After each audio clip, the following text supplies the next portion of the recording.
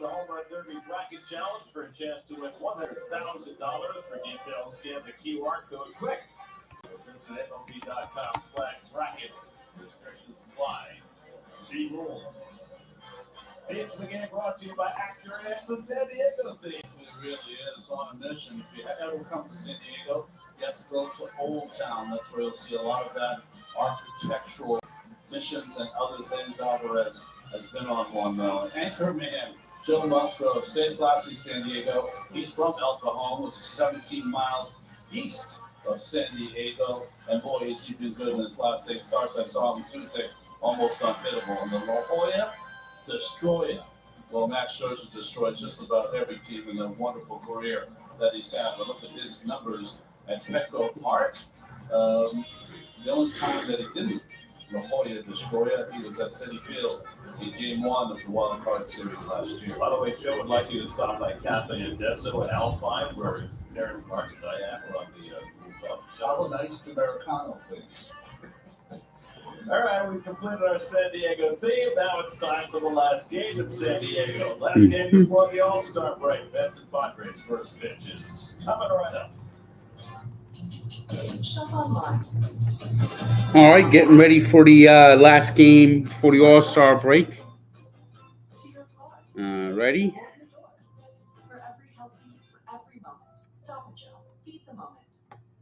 They're on Channel 11 today.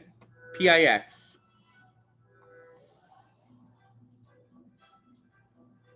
They're on picks today.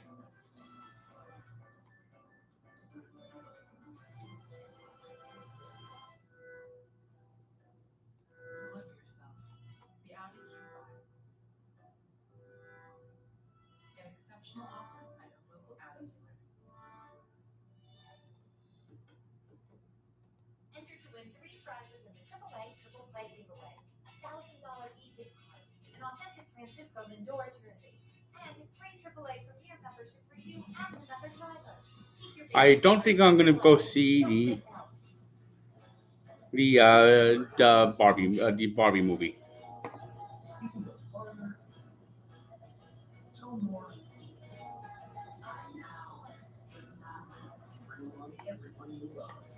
Your road to happiness begins in a new shape. The 1.9% financing on all 2023 Silverado 1500 Crew Cab LT Turbo Max pickups or current Chevy owners get $7,250 total value when you trade in an eligible vehicle. See local Chevy. This week, Stop and Shop for great deals. Features Thomas Grass-fed ground beef or steak is 30% off. Stop and Shop boneless pork chops or pork ribs are $3.49 per pound with a digital coupon. And Northwest Red Cherries are $1.99 per pound with a digital coupon. Stop and Shop. Feed the moment. Stick around after the Mets-Dodgers game this Friday night and enjoy another round of Citi Field fireworks. For tickets, visit Mets.com/tickets. San Diego on a Sunday afternoon, the marine layer burned off at about 10:30. Beautiful. It's what we in the East call clouds. But that's only in June, Jerry. That's the June gloom. It's July now. Come on, stay current. Can't keep up. This lineup brought to you by 7-Eleven. DJ Stewart gets his first start as a Met. Jeff McNeil will play right field. Starling Marte gets the day off. Luis Guillorme to start at second base as the Mets try and win their 3rd straight series. Took 2 out of 3 from the Giants, 2 out of 3 from the Diamondbacks, and trying to make it 2 out of 3 over the Padres, who in the 3rd game of this series are wearing their 3rd different uniform because, you know, it's Sunday. That's right. Sunday means Camo Day. Hey, Rhett. Welcome in lots of military around the bases in the San Diego area. I've been watching them. They're sitting and they haven't moved the entire time they've been there. Joe Musgrove on the mound, a big fella. He's about as big as they get. You said before he's from El Cajon and Grossmont High School, famous for Frank Zappa. Grossmont High School. By the way, we've heard a lot of hoo-ha so far. Yes, we Yeah, have. coming from the Marine City of the Upper Deck. Joe's had a strange season. He's had a lot of crazy injuries, starting with breaking his skull by dropping a weight. He also rolled over his shoulder trying to field a ground ball, and then burnt the bottom of his feet because he was trying grounding on AstroTurf, and the AstroTurf is just a little flop. He needs to get lessons from Adam Ottavino, who is the world's greatest expert in grounding on baseball. Just in Casas. And here you go. Those are young men and women who will not move unless Ordered to. ordered to. Yes. Yeah, follow orders. Very big. They do that with Dennis D'Agostino in this booth. Well, the defense is brought to you by ShopRite. Gary Sanchez, day game after a night game. Machado, Bogarts, Hassan Kim has gotten back in there. They've removed all of the Gatorade buckets out of the dugout. Soto, Grisham, and Tatis Jr. I mean, when I read this lineup, it's almost like reading an all-star lineup. But they haven't played like all-stars so far. The only one of them who's going to the All-Star game is Juan Soto. Well, the last time the Mets saw Musgrove, he pitched the greatest game of his career, even better than his no-hitter 2 years ago. That was the first in Padres history. Allowed just one hit over 7 scoreless innings. The only hit was a Pete Alonso single in the fifth. Showalter went out late that game to argue that Musgrove was using sticky substances. The umpires checked him, including his shiny ears. They cleared him. And the Padres went on to win the game out of the series and eventually advanced to the National League Championship Series. What to look for: cutters, fastballs. He has incorporated a real good change against the left-handed hitters. Brandon Nimmo has hit a bit of a skid going into the All-Star break, just one for his last 18. And Musgrove throws his first pitch in for a strike, and we're underway. First pitch cutter. You can see a lot of that. Nimmo knows all about first pitches, and most of them are fastballs. And Musgrove. Here's a rather feeble at bat by Nimmo. Nimmo that Vandal Lindor for the Mets. Padres pitching staff has given up fewer hits than any other staff in the National League. Musgrove makes quick work of Nimmo striking out. This is just like yesterday. Mets are just going through the fucking motions again. I mean, he made it look easy, got ahead, and just snapped off that curveball. So 1 out and nobody on that Tommy Pham. And his numbers have taken a hit on this road trip, just 3 for 22 in the 5 games. And the first pitch curveball to him, nothing in 1. Musgrove last year, 30 starts, first All-Star game, 10-7, 2.93, then that gem against the Mets. And he went on to win a couple of games in the postseason. But then, as Ronnie mentioned, had the start of this season curtailed when he dropped a weight on his foot in late February. Didn't make his first start until April the 22nd. That's lined into right center field, and coming over is Grisham to get it. And that retires Pham, 2 out. You know, we've really seen some outstanding defensive play by the Padres outfielders. And another one by Grisham, who's got all the gold. 2-time gold glover in center field. Well, the Padres are an outstanding defensive team. They're 6th in the major leagues in defensive run saves. They're a plus 20, whereas the Mets are a minus 11. Here's Francisco Lindor. Lindor, over the last 3 games, 9 hits and 14 at-bats. Gave the Mets some hope against Josh Hader with a 9th inning base hit yesterday. It's had only 3 hits in that game after accumulating 30 in their previous 2 games. Lindor's got a couple of home runs on his ledger against Musgrove, and he fouls off Cutter, and it's 0-2. Go back to the last 19 games now for Lindor. He's got an 1171 OPS, 7 home runs, 16 RBIs in those 19 games. Musgrove's to come out throwing nothing but strikes, 8 in a row to start the game. And he strikes out Lindor on the curve. Well, the Mets are going to get no hit today.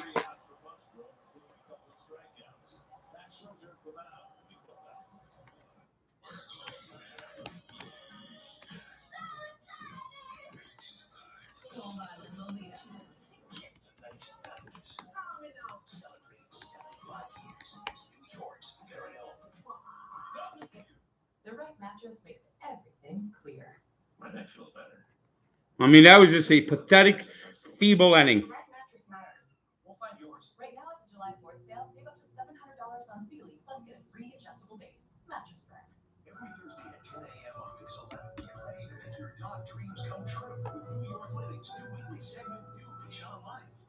chance to foster or adopt and give a lovable pup a new leash on life. Sponsored by AARP of New York City.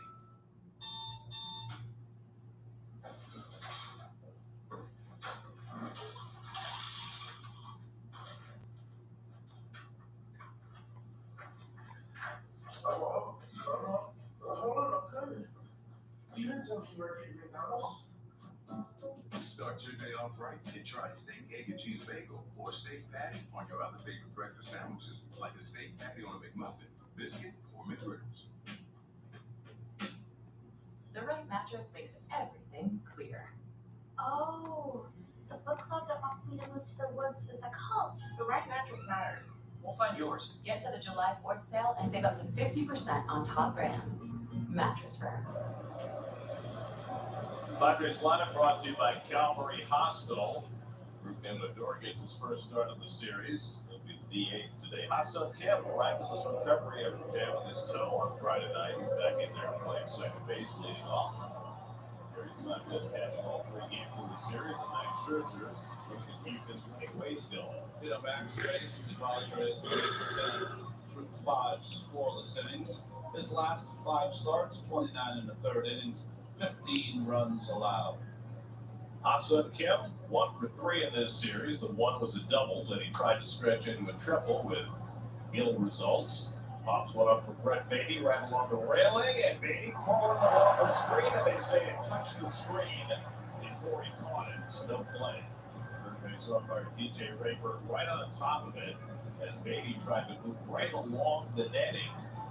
A showbalter is coming out to argue that Rayburn is telling him it hit the netting before it came down in Beatty's glove.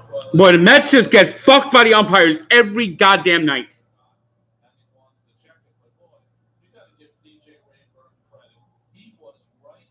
And we're going to waste a challenge on the first pitch of the first inning. Yeah, this will be a crew chief review. This is not going to be a Mets challenge. Let's see if we can see anything here. I mean, look at Rayburn. You can't fault him for the hustle and being right in the right place. By the way, also a terrific play by Beatty, crawling along the netting and trying to make sure it stayed out of the way for him to be able to make the catch.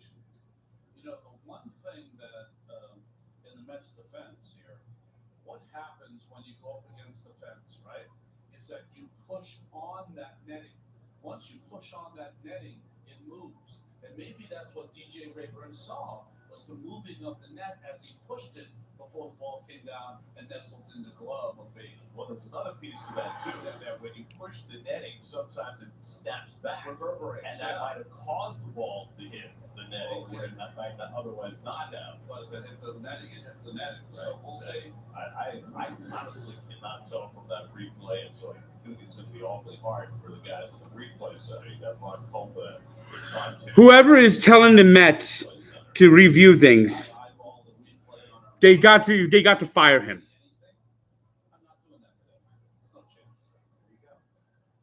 There's no chances of getting overturned.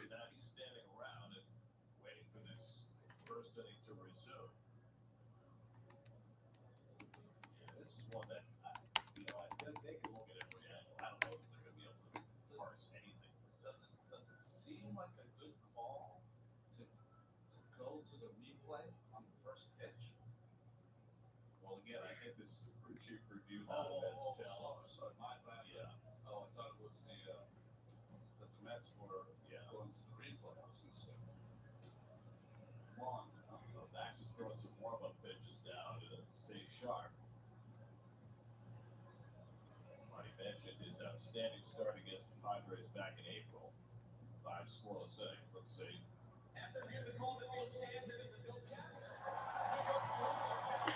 And there goes the challenge. Goodbye. We are stupid. We are a stupid team. We get fucked by the umpires, and we get stupider.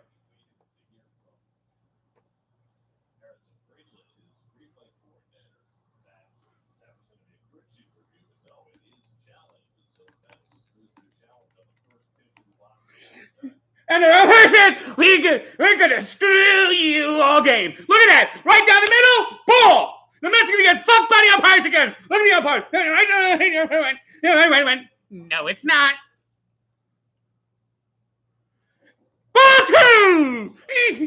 And the strike zone's getting. The red strike zone is. If it doesn't hit the pin, it's not a strike.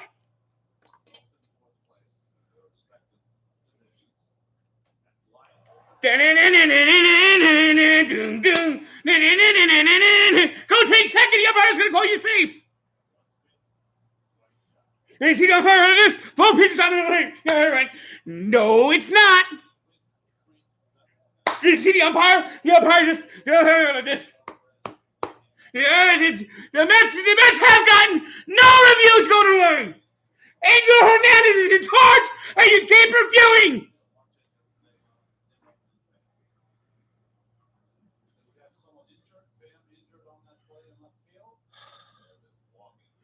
And now Tommy Pham, who's been hitting good, is out. Here comes throwing Forte. How many bucks does Forte give? And Forte is going to let Forte, his defensive runs per game is -6.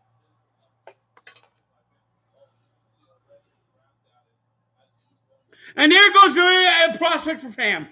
We don't even get a prospect for Pham.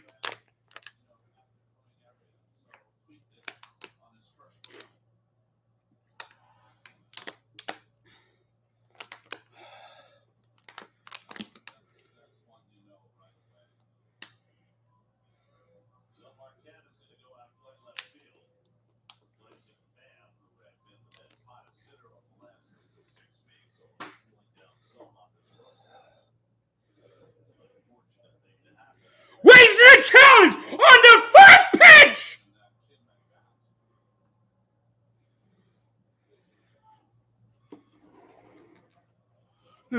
This man's just so fucking stupid.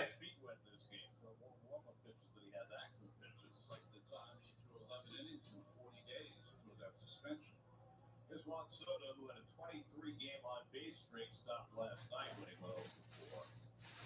First and nobody out. Soto attacking the first pitch fastball. Let's see that for him. This is going to be a 3-run, 2-run homer right here. Squeeze! Look at the pitch count. And the strike zone for the Mets is the size of a postage stamp right now.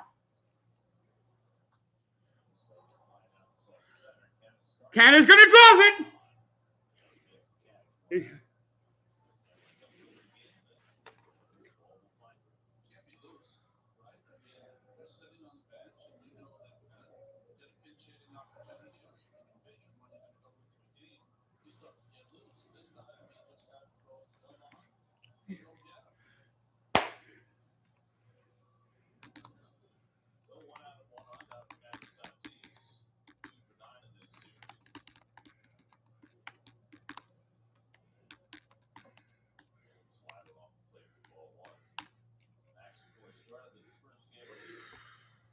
Series against the Padres last October. It did not go well.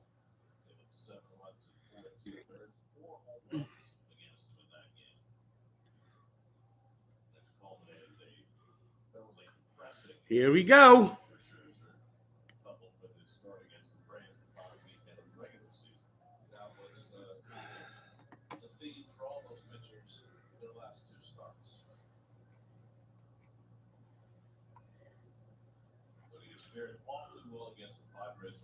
Here we go. 2-run homer. Bang. 7.6 ERA. And Tatis flailing the curveball. That's 1-2. Kept Tatis off balance in this series. They've taken advantage of his aggressiveness. The balls he has hit hard have been mostly at people. 1 for 14 in his career against Scherzer. That one was a home run. And Machado waiting on deck. And there it goes.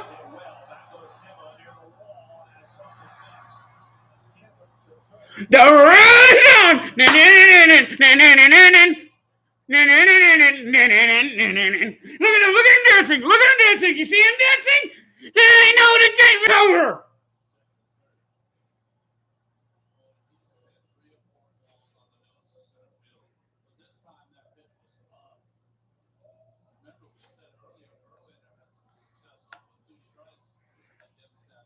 It's Max Scherzer, another loss. 9 in his season, 11 losses.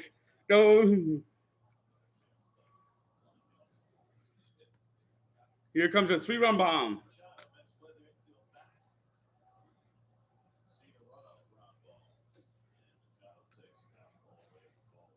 And it's a 20-pitch inning, so we're going to be seeing Drew Smith and Jeff Brigham in this game.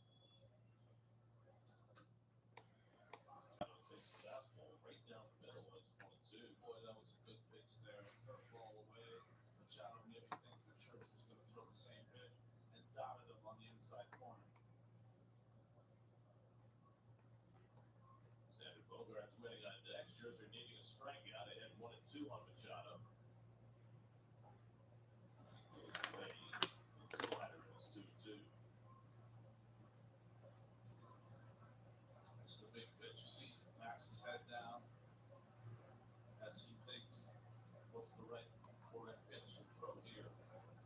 All right, puts it in.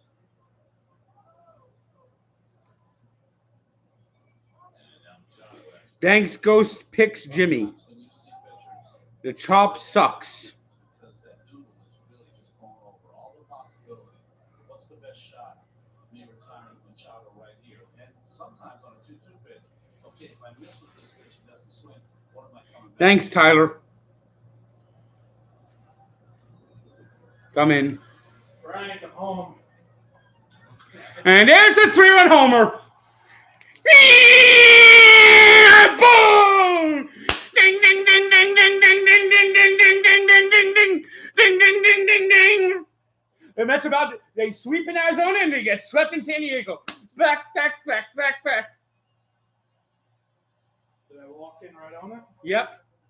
Sorry. The Mets challenged the first play of the game and got it overturned, and it didn't get overturned. And the umpire, the next few pitches went down the middle of the plate and went, nope, nope, nope. And then Max Scherzer's like throwing up his arms at the umpire, and then the next pitch he threw was a 3-run homer. And now he's like steaming up. He like all ball pitchers throw balls, so the next pitch he throws up, he just flings it like that. And then he's like look like this. And then Tommy Pham got hurt, and then he's like Tommy Pham's flipping around, and he goes, hurry up, hurry up, hurry up! He's like waiting to throw the pitch while his teammates get off the field. He's going, why is he getting off the field? Who did that? Scherzer! And the Padres got the brooms out today. They have everyone out there with the brooms. Tommy Pham, who's the only Met that has a batting average over 300, just went off the field. And he's back in the game. It's Starling Marte, who the first ball came in, and they dropped in front of him. He went.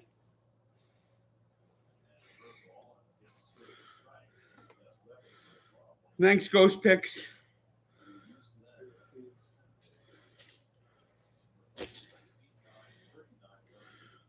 Max Scherzer this year's given up 39 runs in the first inning.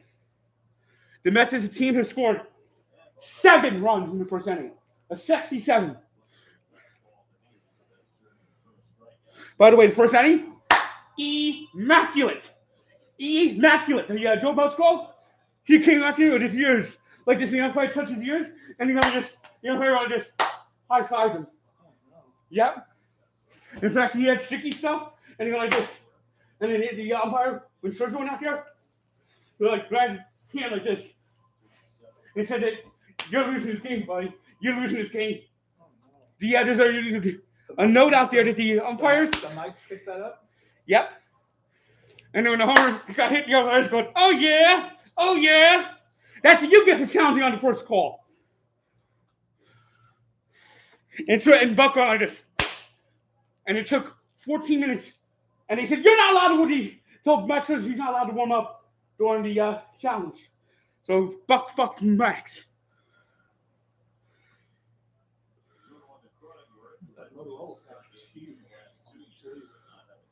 Well, back to 13 games under 500. And guess who's 1 game ahead of the Nationals. Nationals are going to go right past the Mets. And what's Stephen Cohen going to say? Well, 5th place is better than 6th. This is not 6th place.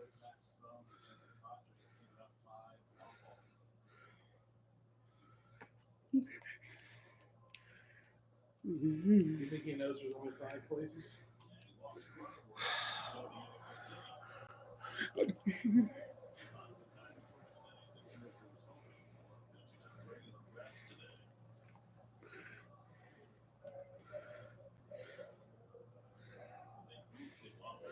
By the way, the Mets, because their payroll is so high, do not have a draft pick for the next 3 years. The picks go to automatically their top rivals. So if they finish the worst record in baseball, the Braves will have #1 pick. Frank, I know that's you're being sarcastic, but like that might be a good luxury tax. Instead of payment, like you lose so many picks for how much And money. ESPN now is paying the Braves each $10 million. It's called Buster only said that, but that's why they had to lay off all those people. ESPN is paying the Braves under the table, and it's called. And Buster said, "That's the way I like it." And they had him and Scott Van Pelt were both singing that, and they had the whole crowd dancing. They had the Scott Van Pelt logo head spinning. That might not be a terrible idea. So the Mets had a win streak, and now it's back. Whee! It's called build you up to crash you down. There it goes. Oh no! Oh, The Mets in the first inning went down on the immaculate 9 pitches, 9 strikes. And Lindor went, wow, he's unhittable. what did they check if it was an immaculate ending? What did they challenge? The Mets challenged a pop fly, whether it hit the net or not. Wow. Yeah. Okay. Yeah, I guess that would work. And they showed it hit the net, and Buck went, oops. Yes, but Buck even went out there and said that, I don't challenge it if it's going to be overturned. Because I want the umpires to look good. Who's the hockey player? Angel Hernandez! In fact, there's 2 balls in the dirt that he called strikes. Is it really him?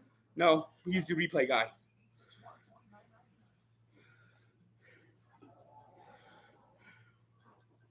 The Mets this year on challenges, 0 for 36. The opposing team against the Mets, 51 for 51. In fact, there's one play where the guy was standing on home plate, on first base. The guy was out by 3 feet, and they said that it's reversed. And the umpire says, after further review, the play is overturned. And the home crowd is chanting, yeah. He goes, hey, Mets.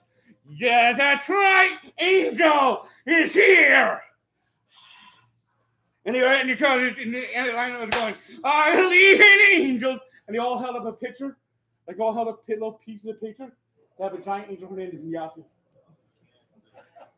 It was like a collage. Yep. Angel Hernandez, the Braves have never lost a game with these umpires. Really? Yep. He should umpire more Braves games. Although then again, the Braves don't really lose that many games. Wait, Frank. You dropped some stuff out of your bag.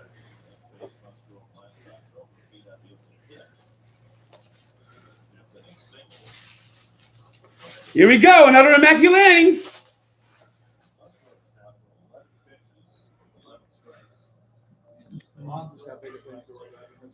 Yeah, the Paul Mondori is the only thing he fucking cares about.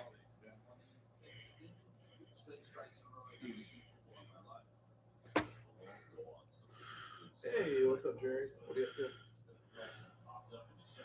Watching the Mets game. The Mets getting slammed in deep. And look at this. They said a guarantee of perfect game. Look at that. Look at the Padres. Look, they already know the game is won.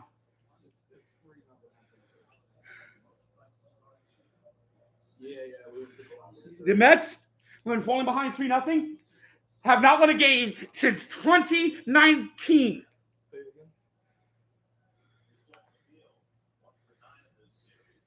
Yeah.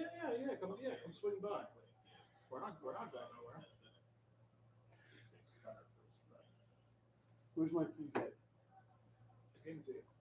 No. I don't know where they're at. Where are my keys at? They're here. Okay. All right. Yeah. We'll see when you get here. Don't tell me my keys fell in the chair.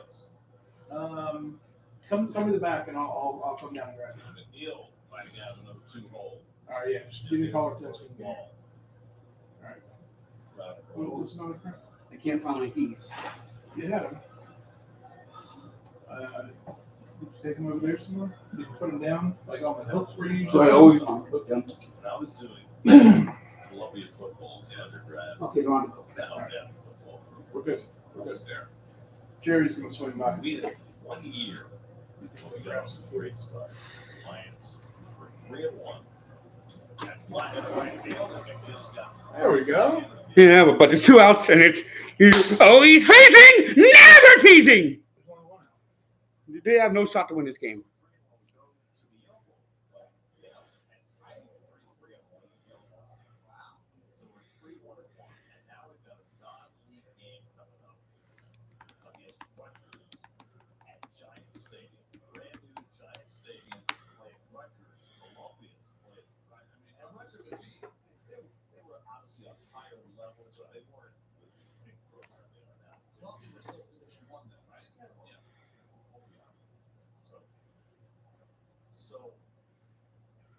This guy new?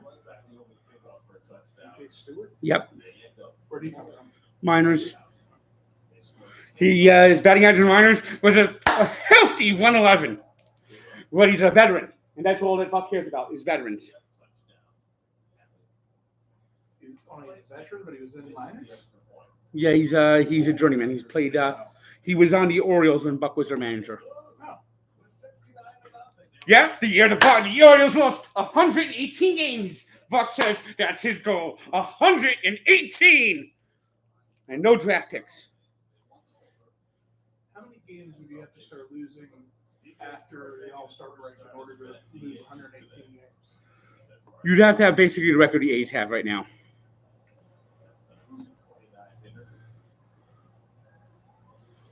26 home runs. Possible.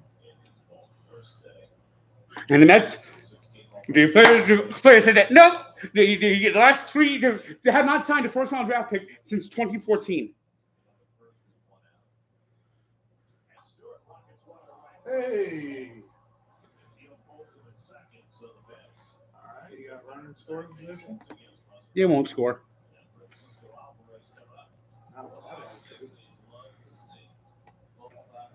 Most of these at-bats against right-handers as the DH, but plays the DJ super hard, and he comes through the base hit. So now Alvarez, Wait, is DJ Stewart, did he take over for Vogelback? Well, Vogelback's not playing today, but basically, this is actually his first start. He only got called up like last week.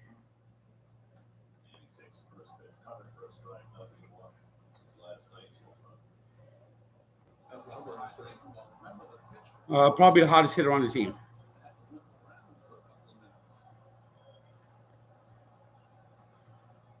He's hit 4 home runs his last 5 games. And there's a double play. The lemon squeezy. See that? That's easy peasy lemon squeezy.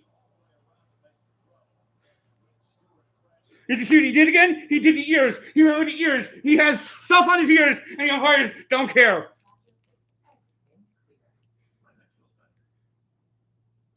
But Scherzer gets checked after every pitch now. And the umpire goes, oh, I'm not checking him. And then he went like just, he even grabbed and squeezed Scherzer's right hand. He like cracked it. You're the cracking his hand. He goes, now you're ready. I think there's a memo out for the umpires to fuck the Mets this year. Yeah. What do you think the driving factor is of that? Just because? Or? Just because.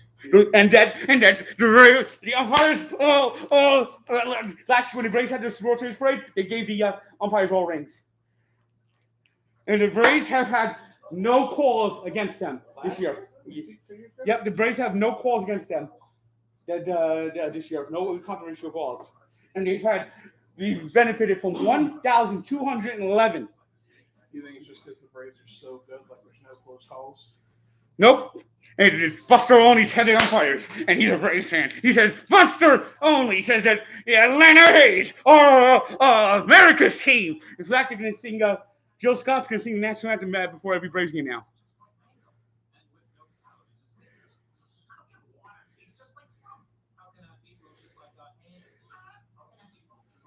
This is such a miserable fucking season. What a stupid challenge! The right mattress makes everything clearer. The right mattress matters. We'll find yours. Right now at the July 4th sale, save $500 on Tempur-Breeze mattresses, plus get a $300 gift. Mattress Wrap. The Francisco Alvarez bouncing one up the middle, but Padres turning a beautiful over. Great job by both parts of the catcher, and then because of the rush they have now, Russell can put his back to the runner, field the ball, and just spin around and throw over the head of Stewart. In that kind of position, DJ Stewart would have been in a position to maybe fight out Russell again. But that's just not the way the game played. My feeling is that if you're sliding in, don't let the bag impede you. Slide right over the top of the bag while you continue to hold the bag, but you take his legs out from under that. So in other words, make sure you don't go past the bag. Just take a slide where your legs are over the bag. It doesn't get stopped by the bag, and it goes right through. Max got something wrong with this. This erases everything they did in Arizona. Erased it! Oh, God, him and his fucking pitch calm. Keeps on his glove. Maybe we see players have difficulty with the earpiece that goes in their hat. But this is the other problem.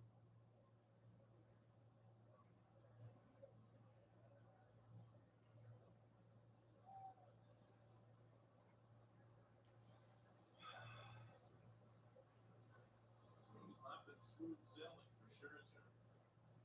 It's the challenge after the first pitch he threw. Tommy Pham had to leave because of injury after the fourth pitch he threw. Gave up a 3-run home to Manny Machado. Now he's had a pitch count issue. It's settled in as he moved Ed Odor leading off for bottom of the second.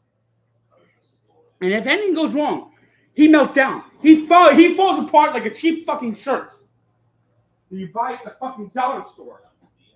What a fucking piece of shit Max Scherzer is. He's a fucking piece of shit! Fifth loss in their last 32 games. Tampa Bay, which is feeling the heat of the Orioles bearing down on them, is 2 games behind. It's down to 7-game losing streak. Simon Woodward is 3-2. Well, the Braves, their entire team, have to figure out how to get this out. Maybe they really want to play early. Good curveball by Max to strike out Odor. And that's the first out of the second strikeout. Good breaking ball. And as you said earlier, Gary, the first inning seems to be the best pitch on the best field so far. That challenge fucked this whole game up. Fucked it up! Stupidest challenge ever! Someone had a note beyond that, Trent Grisham. Was it a play first? No, it was a foul ball! Oh, you were serious.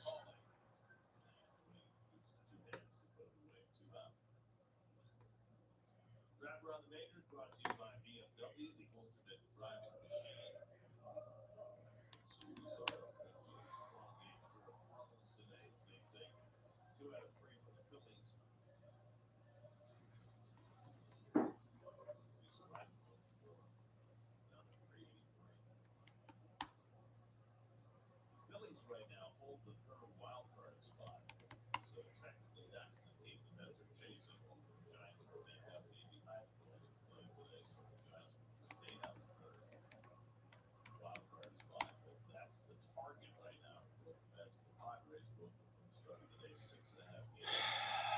Why can't they find this video? Also, Kim at a base hit after getting a life on the ruling on the ball hitting screen that Beatty caught in the first inning. That sent that inning tumbling down for Scherzer.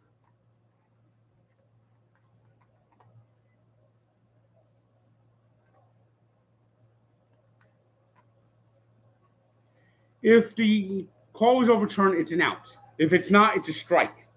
Yeah. But you have your pitcher now flustered. Yeah. That's how stupid it was. Kim turned that doesn't play much. Mets struck out 16 times yesterday. Looks like they're on their way to do it again today. Down to home at second base. He did a good job at shortstop for them last year. Scherzer blows him away with the fastball, and that's the third strikeout for Max. He comes back with a 1-2. It's over. This game, the Mets have not won a game where they've fallen behind 3-0 at any point this year.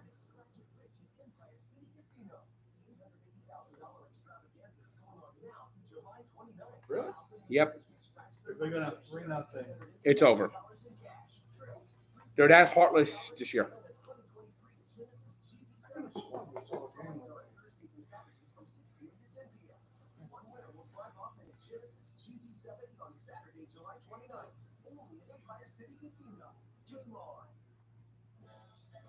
This summer, this is a new Chevy.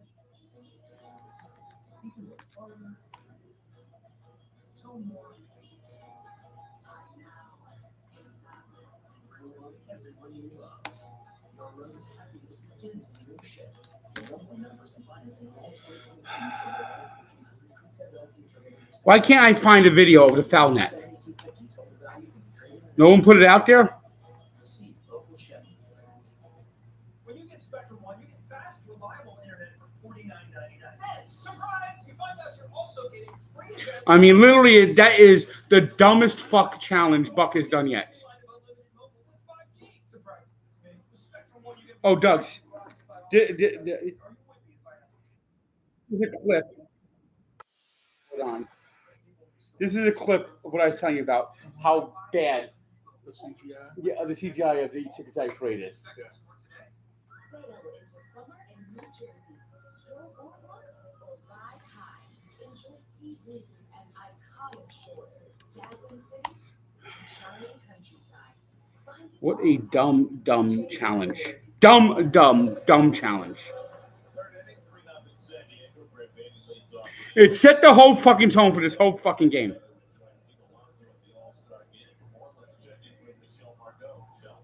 Gary, thanks. Yeah, I talked with Fred Senga about being made an all-star selection, and I think something that gets lost in all the excitement of who he is as a pitcher is who he is as a person. He's very laid back, very funny, very humble. Thanks, it's a boy for the donation. And he's not like that. He's very chill. Nothing changes for him at all. He's an open book, and his translator, Hero, who's pretty much by his side at all times, said he's never surprised by anything he says or does because he's the same guy to everybody all the time. And Sting is also very sarcastic when I asked how he feels about being an all-star. He said he was surprised by the selection and then said, yeah, I was planning on staying back and working out during the break, so I'm super disappointed that I don't get to do that now. And then when, asked about the potential of facing Otani, he said with a huge smile, if I really have a choice, I prefer not to face him, actually. And by the way, this translator is a Seattle native, and to give him a hard time, to the media, through the translator himself, Sega said, yeah, I think my English is getting pretty good now, so I haven't decided if I'm going to bring her out with us for the All-Star game. So he really does have a great sense of humor, and as people continue getting to know his personality, I think it's just going to add to his value as a man. There's an edge to him. There's a slyness to him when you're around him, which is great. Look at this. Look at this. Look how easy it is. The pitcher's not even breaking a sweat. Huge history of great Japanese players that have played for that organization. A large Japanese population. If you're going to go to an All-Star game as a Japanese player in your rookie year, that would be the place to go. And from an historical perspective, think about this. It's been nearly 40 years since the Mets sent a rookie pitcher to the All-Star game. Since Doc Gooden in 1984, the last one. I mean, Seaver did it, Kuzma did it, Doc did it, but no pitcher has gone to an All-Star game in his rookie year. And Doc went to San Francisco. Has anyone put the clip of the challenge up, or was it such a poor challenge that they didn't even nobody actually bothered to put the fucking thing up to tell you how fucking stupid the challenge was? Essentially, this is what happened. Brett Beatty caught the ball on third base, but the umpire said that the ball hit the net. On third base? Yeah, the foul net. Oh, the foul net on third. Okay, gotcha. So, but the net moved because Beatty put his hand on the net. So there was no definitive replay that could have overturned that call. And the moron fucking Mets wasted a fucking challenge.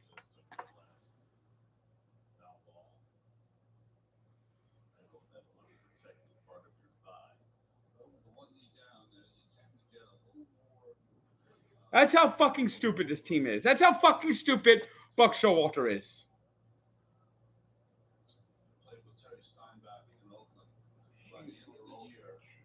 It's ridiculous.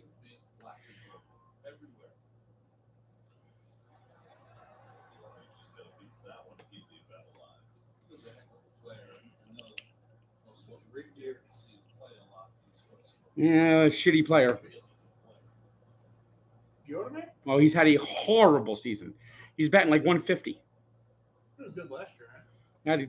Yeah, last year was a career year.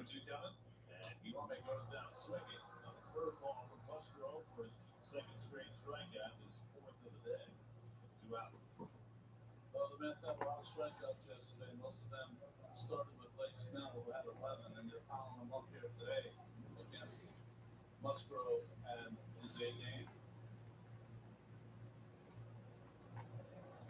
Mets have never beaten this motherfucker. Who, the Padres pitcher? Yep. He pitched a one-hitter in the playoffs against them in the elimination game last year.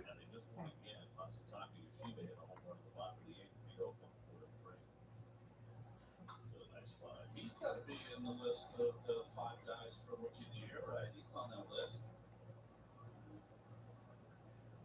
Alex Scorer said he knew he had a good one.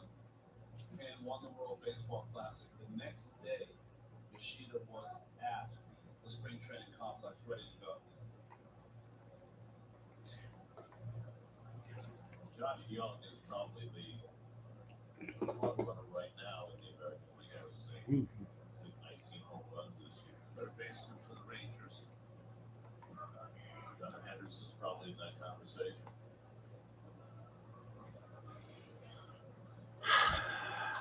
Those guys are on the left.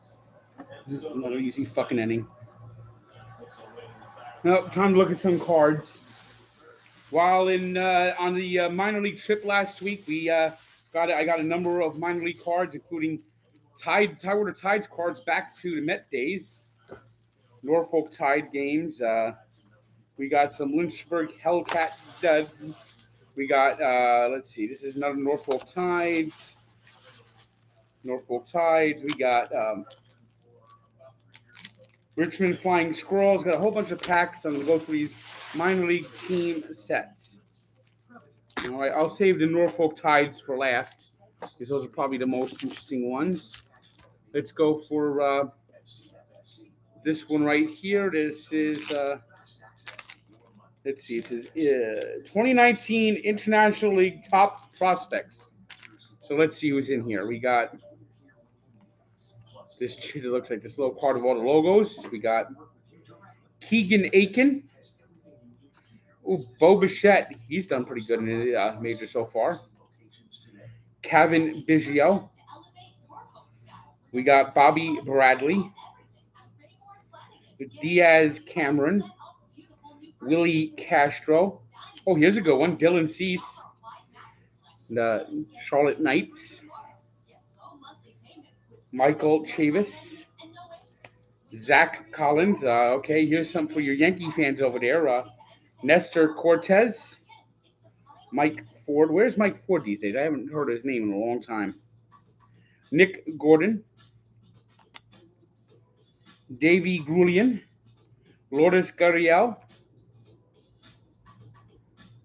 We got Vladimir Gutierrez, Eric Hanhold, This is the type of players the Mets get. Eric Handhold! Who the fuck is Eric Handhold? We got Key Brian Hayes. He's a pretty good player. Cole Irvin. Mitch Keller. Nate Lau. Oscar Mercado. Ryan Mountcastle. I actually saw him play last week. Then you got this motherfucker. Austin Riley, if you didn't see it. Nick Senzel. Mike Shawarwan. Nick Solak. Louis Thorpe. Here's another Met bum. Steven Villeneuve. And Kyle Wright.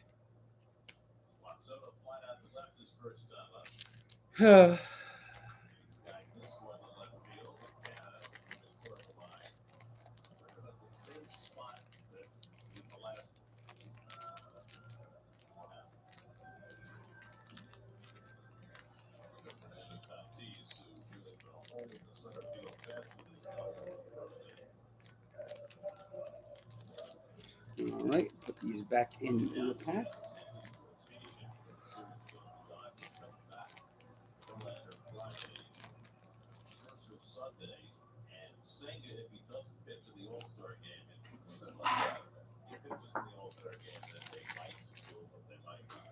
All right, we got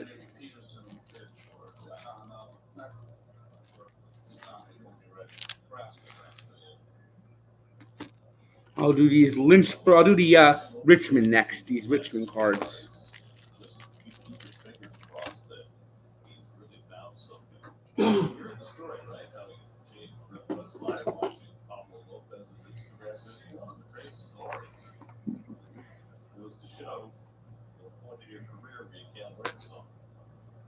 To Tatis and the curveball outside.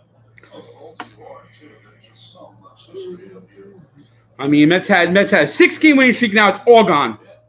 It's like anytime you think there's going to be hope, and they slap you right back.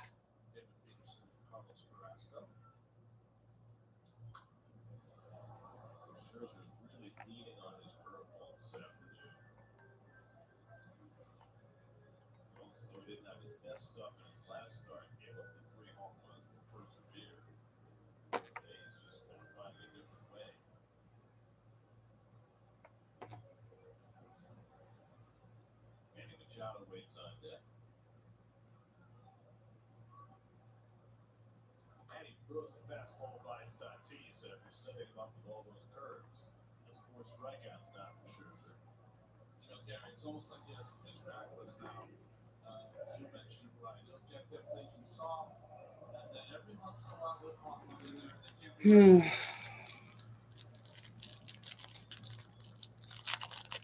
Those two out of the under Machado with 3-run homer. What? What do you open up? All the minor league cards I got. Were those all from Norfolk? I got. Those first ones? No, those were actually from Richmond.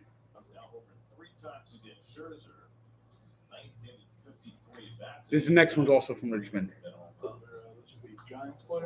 Actually, I was an all-star team of. It was from the 2019 AAA All-Star game. There you go. Yeah, but it's already over. The Mets are not coming back.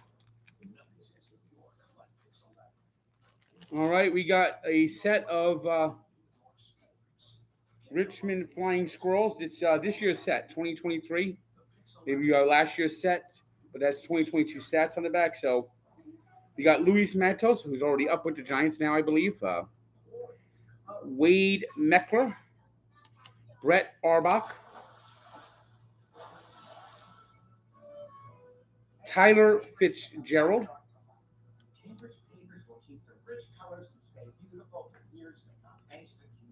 Brandon Matrondo. We got Carter Aldrete, Vaughn Brown,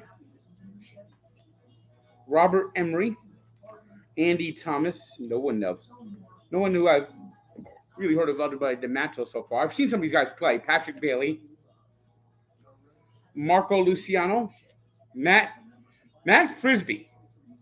Matt Frisbee. What a name for a pitcher. Matt Frisbee. That is a great name. That's a great name for a pitcher. We got Landon Roop, Ryan Murphy, Riley Mahan, Carter Williams, Hayden Cantrell, Nick Zwack, Eric Miller, Spencer Pivens, Ismail Bugula, Carson Seymour, K.Y. Tang, Evan Gates, Mason Black, Simon Whitmine, Nick Sweeney, Patrick Dunshee, Raymond Burgos, Randy Rodriguez, Michael Streifler, Will Jensen, Blake Rivera, Juan Sanchez, Dennis Pelfrey. I wonder if he's any relation to Mike Pelfrey. Paul Oswego. And I believe these are coaches. Yes. Corey Elask. Ah! This is the hitting coach, right? It always talks to us the 2 times. Yep. Yeah, that's him. Yeah, he was St. John's River State College Check this out. for a couple of years. That's my birthday. Oh yeah. Yeah. Yeah, he's born in Stark, Florida. So Corey, hey, this guy's greeted me twice this year. Once for the Binghamton game, once in Richmond. Real nice guy. And the real nice guy. And this guy actually, Corey Elaska, actually shares my birthday. Lipso Nava, Chris Walsh, Matt Jordan, and the mascot Nutsy. He could be a major league hitting coach for a couple of years. I'd fucking take him over Jacob fucking Barnes right now. My God. Mets were such a good hitting team last year. Now they're the worst hitting team in fucking baseball. And Joe Musgrove was just fucking mowing the Mets down like they did in the fucking playoffs last year. Mike Bassick was so fucking mid. I mean, he not a much career, not a career to even remember. I mean, what the fuck? Mike Bassick, where you had like 1 or 2 good games and the rest were shit.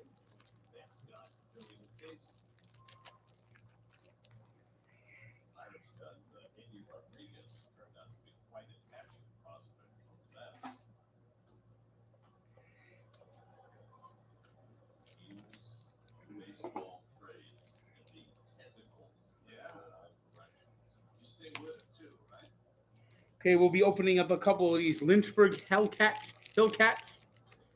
packs, and there's another. Well, that one actually fell in for a change.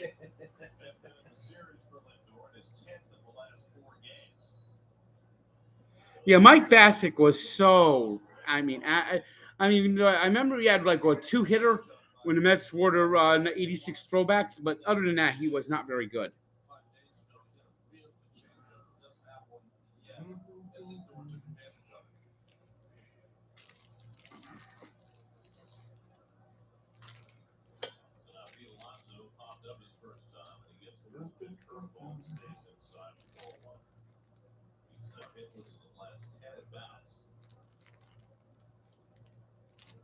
Home runs times per second in the National League behind Matt Olson.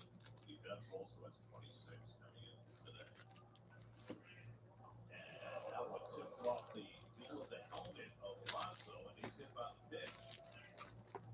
That was odd. Just kind of dumped it and just flicked off the bill. Well, there's no place to go. What happened was this right at his head. So he tried to get out of the way, but in getting out of the way, kind of his head got rent where the break wall ended up renting. It turned out not to be the bill, it was kind of the crown. Yeah. Just kind of glanced. That's 11 times now that Pete's been hit that second. I remember Joe Nathan. He was a pretty good closer. Well, let's see the double play right here. Jeff McFeeble. Jeff McFeeble. Jeff McFeeble used to be so good. Now he's awful. Now he's awful. Can't get a fucking hit to save his life. Jeff McFeeble fucking sucks. He fucking sucks. He fucking sucks. He fucking sucks. He's gotten into such a groove with the ball out over the plate last year's Valley champions that they are almost daring him to look in and try to launch. All he has to do is launch a couple that they try to go in, and they'll stop doing that. Of course, he's hit just 3 home runs this year, 318 at bats. So, I mean, pitchers are not fearing them right now. Why is Jeff McFeeble batting fifth? 2 years ago, when he slumped, it seemed like it was because he was trying to hit home runs. That's not the case this year at all. In fact, sometimes it's looked like he's been. I've seen pitchers with better swings than fucking Jeff McFeeble. In trouble because they try to aim their pitches. It feels like he's trying to aim the ball out to the green grass. That's a great analogy. 1-2 to McNeil. And there's a He's off the changeup, and it's 2-2.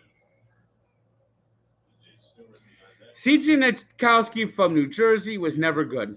Sucked with the Tigers, sucked with the Mets. Zach Bryant's first play appearance for the Mets in Arizona. So he's had some good at-bats already. Look at that.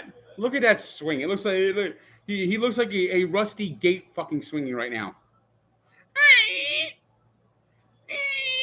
All Tanks Cooks get released on Thursday.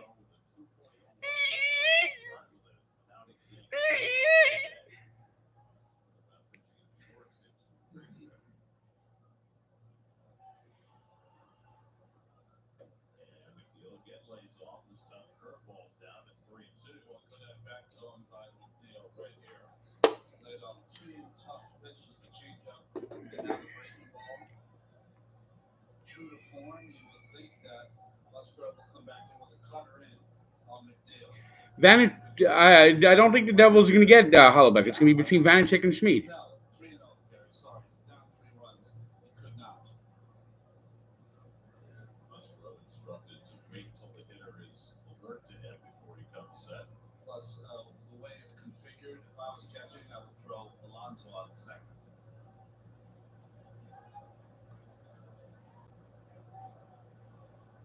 Or the runner at second, Alonso at first with 1 out. And that hits McNeil. It's all the bases. So Bases loaded. Where's Starling Marte when you need him? Yeah, the Mets with the bases loaded or 0 for the. They're about to take a 4-3 lead. The Mets for the bases loaded or 0 for the last 19. They might take a 4-3 lead right here. No, they're not. They're going to hit into a double play. I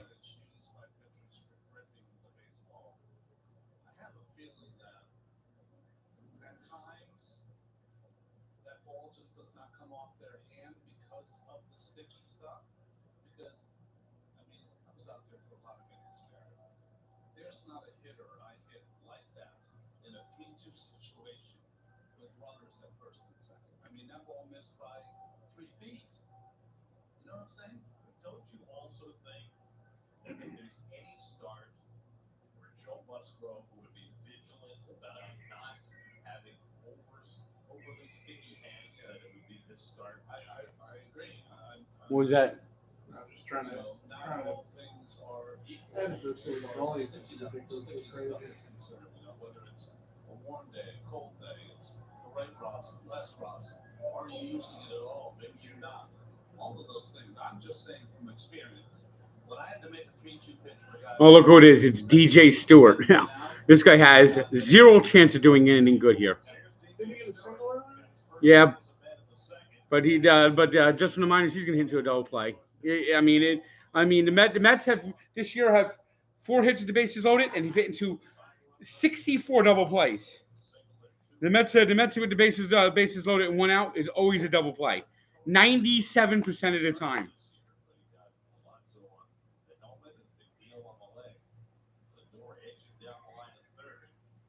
And there he goes. Every goddamn DH that have had has sucked. There's Luke Voigt in the minors, and we have this bum, DJ goddamn Stewart. He was an Oreo, and fucking goddamn Buck loves his ex-goddamn Oreos. A team that lost 116 games. What an awful at bat! Bases loaded, 1 out, and they still can't score all the fucking time. What are we doing with these goddamn bums?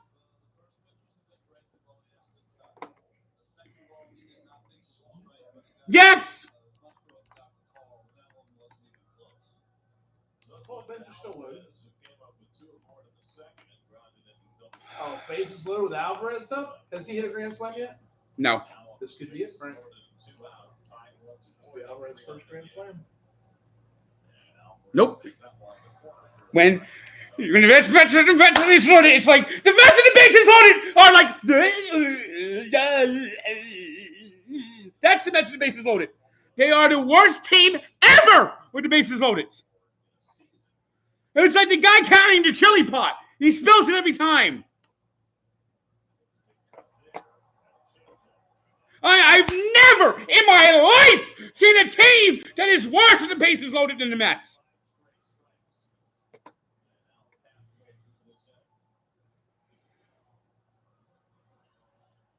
Pat Mahomes Sr. was the best of those three. I told you so! 6 inches! Look at that! Look how easy it was!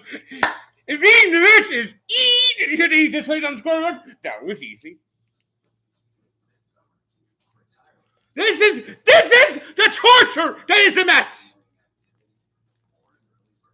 When the bases are loaded, you're doing it for every other team. For 29 teams, it's a threat. When the Mets get their bases loaded, just turn off the set.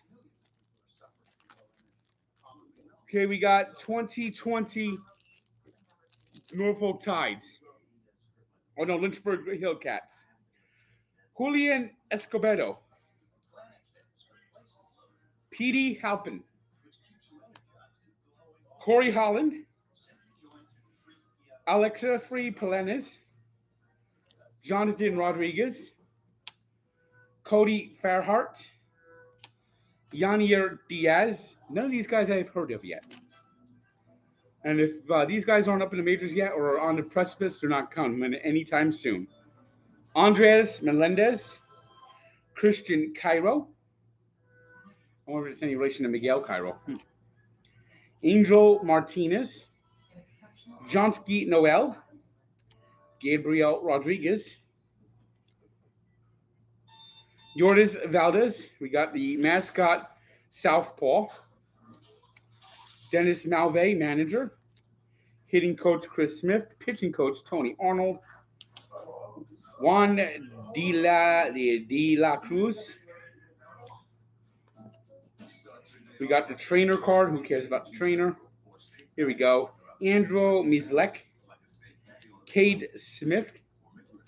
Dalton Feliz. Jamie Arias. Jordan Jones. I tell you, this is a pretty dry farm system here. Josh Wolf. Lenny Torres. Trayton Benton. Zach Hart. And Daniel Espino. Not a great team there.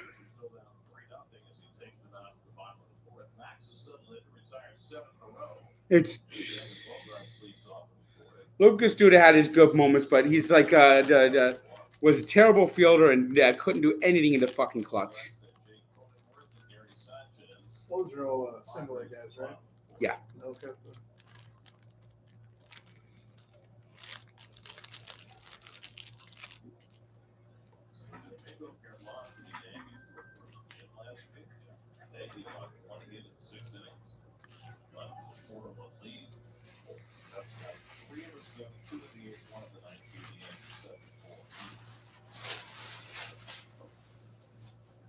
All right, we'll move on to another pack here. This is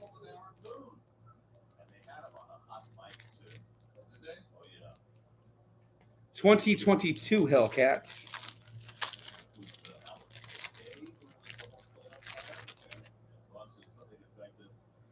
Jake Fox, Franco Ailman, Kenny Artis, Will Bartlett, Tony Benton, Rodney Boone,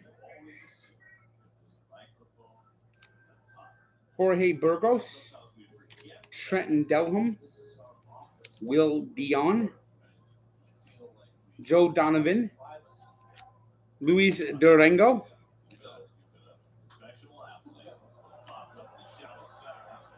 of course it is, Darian Frias, Yorio Garofko, Isaiah Green. Okay, this guy I've heard of. This guy might be a legitimate prospect.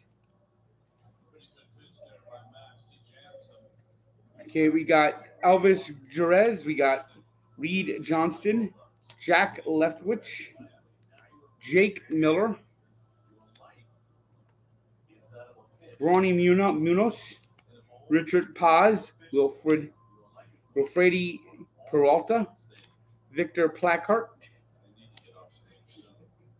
Junior Sanquint, Davis Sharp, Tyler Thornton, Mark Tolentino, Carson Tucker, Yadis Valles, Hugo Valos, Juan Zapata, Omar Santos. Omar Santos. I remember this guy. This guy was a Met player. He's not a manager for was a manager in Lynchburg in 2022. I remember, or he had that home run in Fenway, the old miracle. Craig Marciano.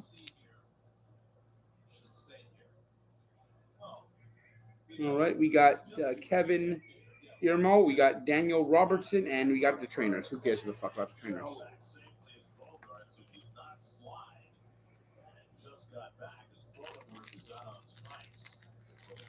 Terry Collins is better than Buck.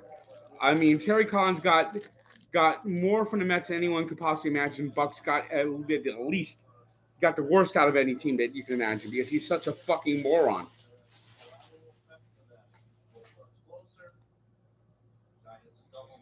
How many packs did you get, Frank? Well, I got a couple of a pack. Some teams, some places had like 2 or 3 packs out there, different years. And then the guys from Norfolk gave me like old Met packs that were in the back.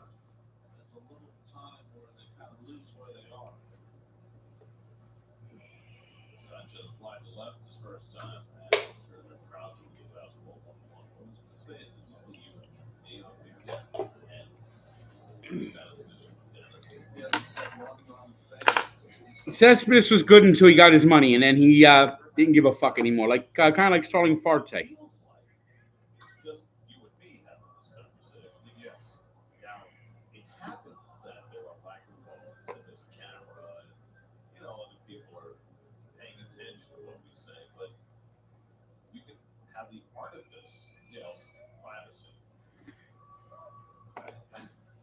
And I do feel that way. That's going to get one of us in trouble. And I'm including number 17. You said that for 18 years, but somehow we're all still here. I mean, this city sometimes smells like rock. Oh my goodness. That just takes the fastball. To be a fly on the wall on the meetings that happened on 6th Avenue 18 years ago must have been something. It was very early in our tenure. It was almost the end right there. It was. Almost lasted 8 days. That just yanks that one out. Well, it's only a rumor that Keith is no longer in San Diego. He's actually back several times. It's completely evolved since then. Partly evolved. Just has a little bit more of a filter is what you're trying to say. Yes. Curveball, this is 3-2 such. I heard you guys talking about in Arizona that he has till July 20th off. Right. Oh, I thought you said he was going to have that for a year. No. That was part of the conversation, too. 15 more years. He said he'd be happy with 15 more years. And I said, maybe we'll be 100. Wasn't buying it. 3-2 with 1 out. Bogarts at first, good speed there. not going, and Sanchez down swinging. That's why you don't send the runner, because Sanchez is such a strikeout possibility. 6 strikeouts today for Scherzer, 2 out of the 8. Max just ties him up. This ball is just above waist high, right down the middle, but he beat him.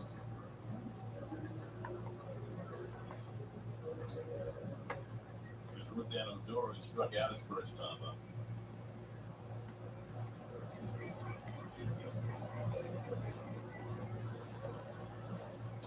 Takes a changeup down for ball 1.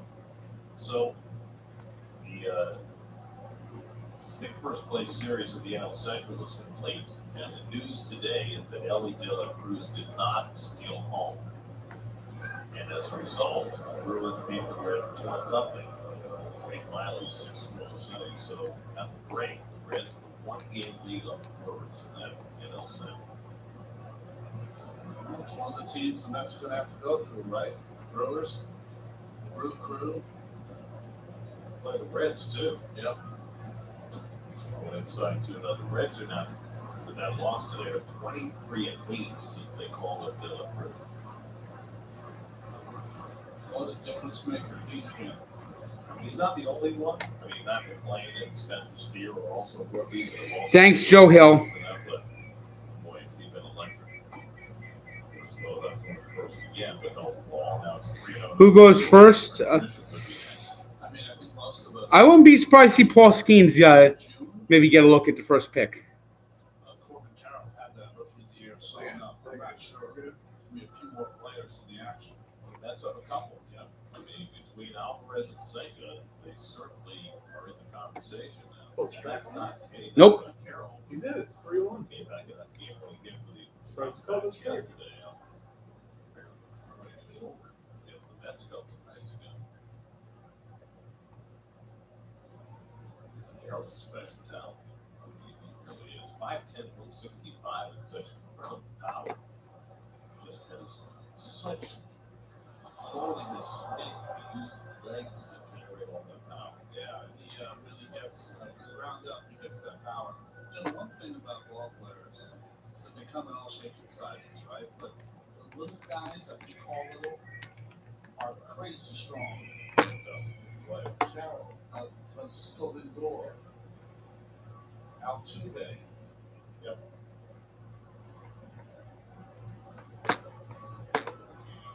Bogart's getting set to run. Alonso will play behind him with the left-hand hitter up.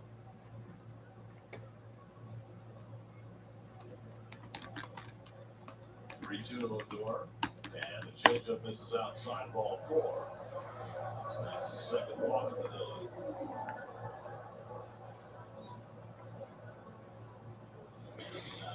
Here's the Mets with the bases loaded.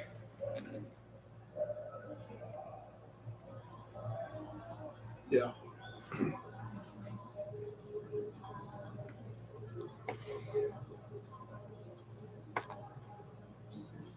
This one tends to be a little bit like the Mets own Brandon Nimmo.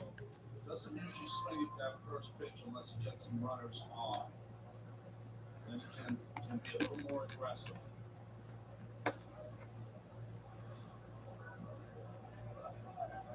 Michigan a home run against Scherzer in the wild card series last year. Yeah, so quite a run in those 3 games. Yeah, first pitch curveball loads outside for ball 1.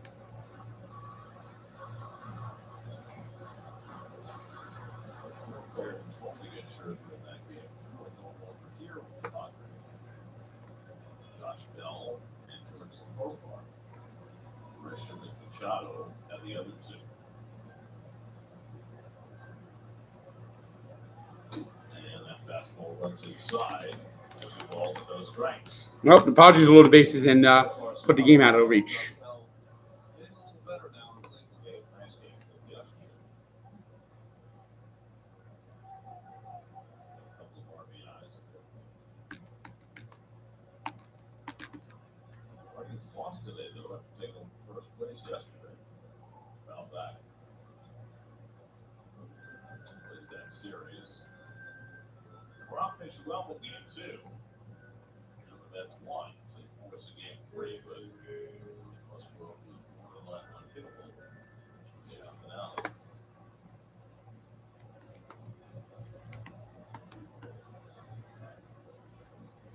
Grisham popped up to second base his first time up. And he swings through that fastball. It's 2-2.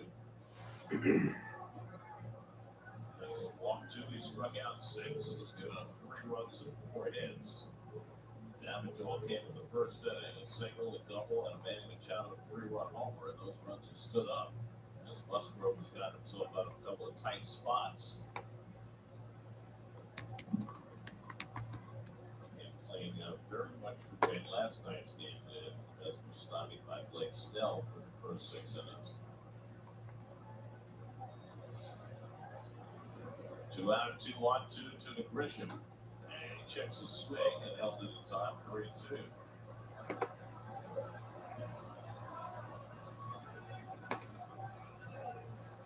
Third straight full count for Scherzer. Struck out Sanchez on a full count. Walked to Odor on a 3-2 changeup. Now Bogarts and Odor will be running. 3-2 to Grisham. And the curveball outside. And now here come the Padres showing how to do it with the bases loaded. Let's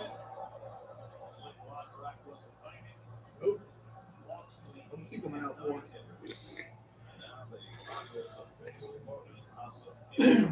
Taking him out? Nope.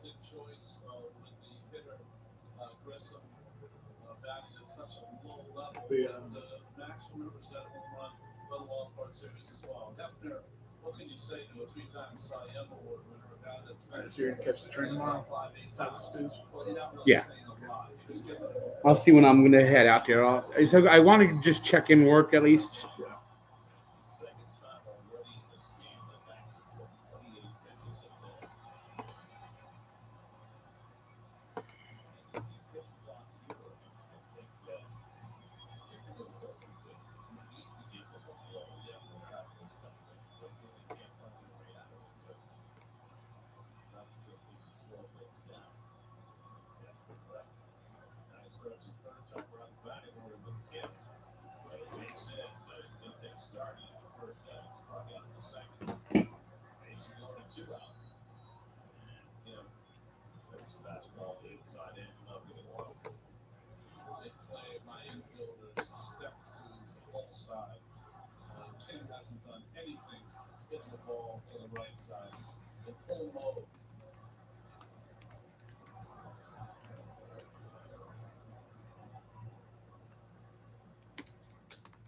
And fastball on the outside corner. Swinging inside edge, outside edge, and it's 0-2.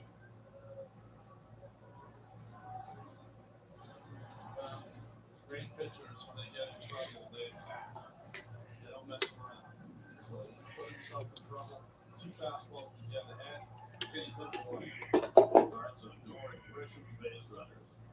0-2 coming to Kim. On the ground. He's got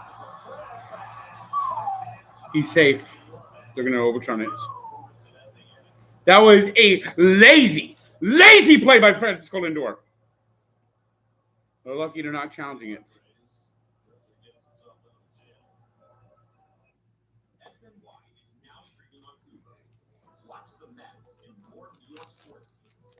Plus, over 200 Okay, we got another only streaming service supported by JD. set. This is this year's Lynchburg Hillcats. We got Nate Furman, Wilfredo Antunes, Juan Benjamin, Prez Kavanaugh, Mark Calando, Jose Devers, Magnus Ellert, Zach Facia, Baba Filia, Yuri Guravovic, Yorman Gomez, Zach Jacobs. We probably won't hear from these guys for about 2 years before if they're any good or not. We got Jack Jazik, Guy Lipscomb, Parker Messick. Or if this guy ever pitched for the Mets and he sucked, he'd be Parker Makes Me Sick. Yes, I do come up with nicknames for other teams when they're that easy. Bruni Munoz, Jose Pastoramos, Austin Pedersen, Alonzo Richardson, Lexer Saudi, Adam Tulloch, Samuel Vasquez, Miguel Vicano, Angel Zarate, Jordan Smith, Tony Arnold, Odomir Valdez, Jan Rivera, Andrew Coleman, and Frank Simmons. I had pizza at Calabria's. That's what I had for dinner.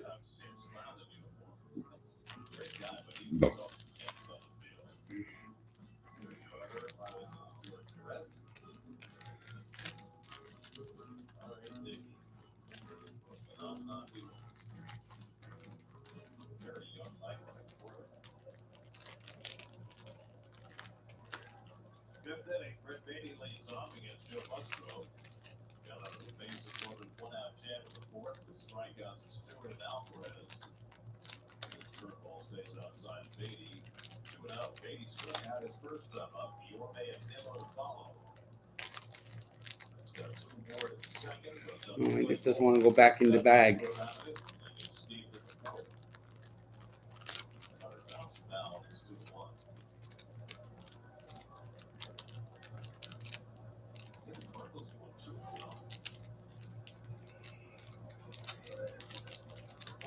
RBI double bottom of the top of the 10, and they beat the White Sox today.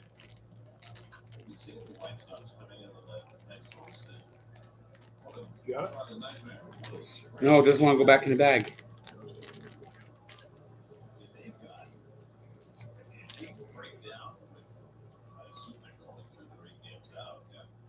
They've got so many pieces that they could trade that would be valued. Giolito, Dylan Cease, Lance Lynn. How about Tim Anderson? How about Juan Moncada? But Luis Robert. I know he's been through so much, but anyone would take Liam Hendricks, right? Yeah, that's fair. I don't know what that is. I mean, there's so many talented people, and obviously, whatever the mixture is there, it's not working. Yeah. Last year they played Tony Lewis for it. But he's not there anymore. There's 16 games under 500. Really hard to believe. 3-2 coming, and that's away. Gets back here, Beatty takes a changeup off the plate. He'll give us the skinny. Straight up. Beatty pitching the back coming from Musgrove. And Beatty takes inside and hit him.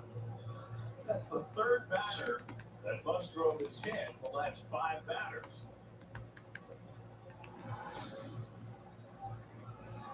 Cutter in and just clips him on the right elbow. That's his career high for Musgrove. 3rd time he's hit 3 batters in a game. Only hit 4 all season for today. Now he's got Alonso, McNeil, and Beatty. And gets the Mets to an even 60 on the year. And the first pitch curveball for a strike to Yorme. He struck out his first time up. Third baseman Machado laying it on the grass against Yorme. Likes to shoot it that way. He takes outside ball strike. You're saying about Jason Benetti. I think that's one of the best podcasts going. He and Steve Stone. I haven't listened to them as much this year because they've struggled so much.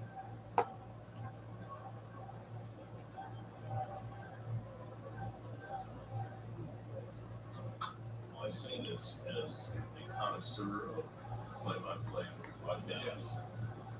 There's an enormous amount of talent in the game today, but nobody is better than Jason Benetti. He is everything that you want from a broadcast. Precise. Here's Mets at the bases loaded this year. Hilarious. Yeah. Hilarious. I think you're just showing the same gifs over and over again. Over down to first. Cronenworth quickly to second. Back to the pitcher. This is the 6th double play they've hit into in this game. 6-1 on the double play. What was the 5th inning? The Padres today.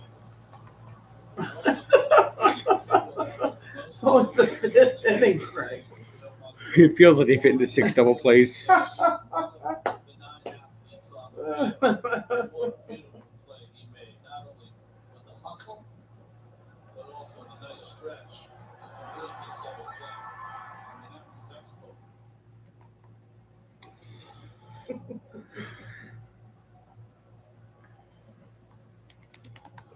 That should be a stat, Frank. Instead of a RBI, like, well, it felt like this many outs. You know how they do like the heat with temperature, like it's 85, but it feels like 98. His batting average is 200, but it feels like 100. That's not easy. Let me ask you a question. That's on the challenge. Yeah, though. Gee, did you see he was safe? But they don't have a challenge because they used it on the first fucking pitch on a call that was never going to be overturned.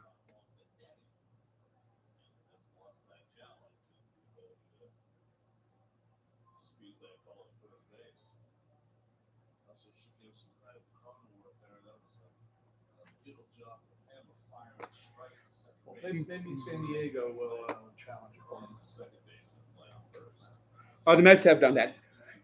And Buck said that he said that it makes this. He said that Buck was upset that Alvarez danced around the bases when he hit a game-tying home run. Yeah. He said that that's not how we play. But when they lost the next day, he said that he was proud. He liked. I think Buck likes losing more than he likes winning. I think that's what this year has learned us. So he's got to fire a strike and got it off quickly. Slowly to Kim at second, and he makes the goal.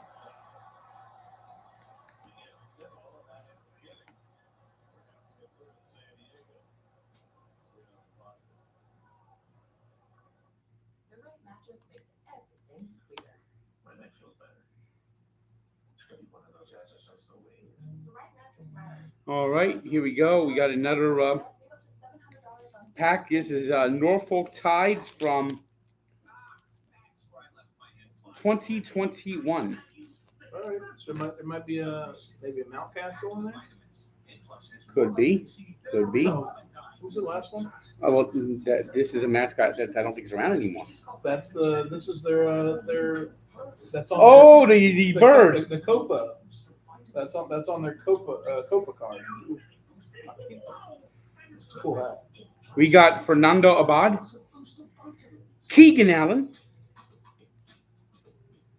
Rylan Bannon. I don't think Mountcastle is going to be in here. No. I actually had Mountcastle in the first cards I was looking at. Oh, okay. That was 2019. The All-Star set. Manny Beretta, Kyle Badish, Cody Carroll, Oh, Rushman. You might have Rushman in there.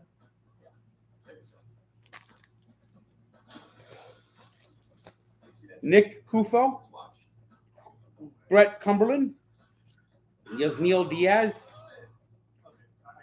Marcos Diplin, Tom Ishelman, Connor Green, Eric Hanhold. the right mattress. There's that bum again. Everything clear.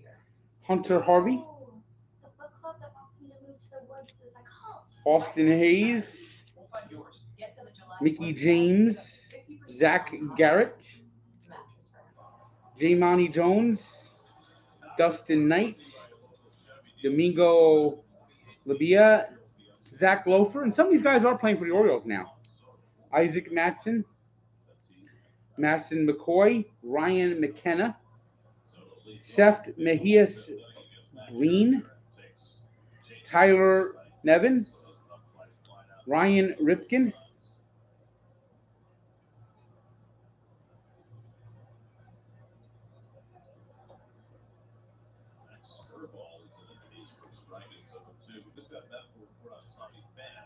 Raymond Urias, Connor Wade, Spencer Watkins, Alex Wells,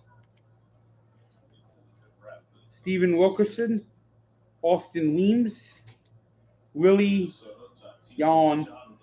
Look, this guy's name is Yawn. Gary Kendall, Tim Gibbons Riptide. There's one of their mascots. Triton, and this is their And Soto takes a changeup for strike three call. Ponchito, their Hispanic heritage mascot. Soto, and that's his seventh strikeout. He's gotten him out twice with fastballs and with fly balls to left. This time he changed the game book the entire time. You know, Alvarez is a terrific framer. Yeah. But what do you think about the way he moves his glove? Well, he does something that no other catcher does. If you watch Gary, he does move his glove up, but he doesn't linger. Most catchers will pop the glove up and hold the glove for the umpire to see. He snaps it in and throws it back, just like not showing up the umpire. And I think that's why he gets a lot of calls. This changeup away, starts it on the bottom, pops it up, and takes it back into the hand and throws it. He doesn't hold it there to say, you got to call this a strike. And I think the umpires appreciate that.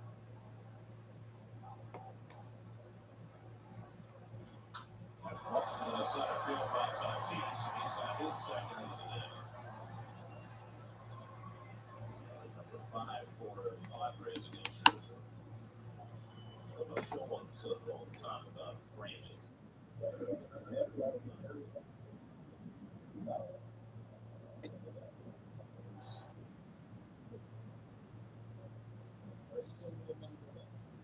Well, I know in the futures game, a lot of the folks who don't cover minor league baseball regularly got to see the challenge system used for the first time.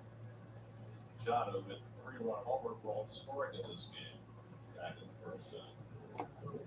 And it's a different look at it. What's interesting about the challenge system is you only get a certain number of challenges per team per game. So a manager has got to trust his player to not use a challenge when it's not appropriate. Because the manager can't tell whether it's a pitch that you should challenge is not the angle. I played with some guys that would challenge everything. That's exactly right. And you know, we saw it in the early days of replay, guys on close plays immediately signaling to challenge.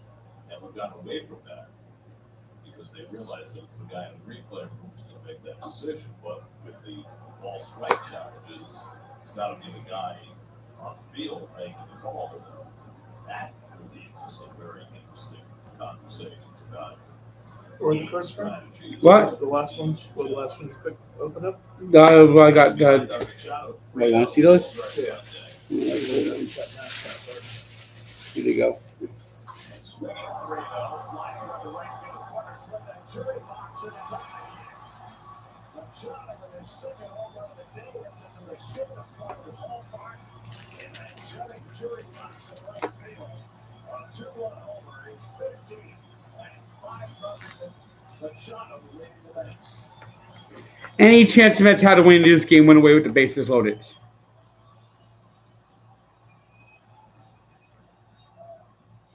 Machado's red hot right now. He has not had a good year. Can't overlook that. But since July, he has turned it up, and it's Machado again. 5 RBIs, 2 home runs.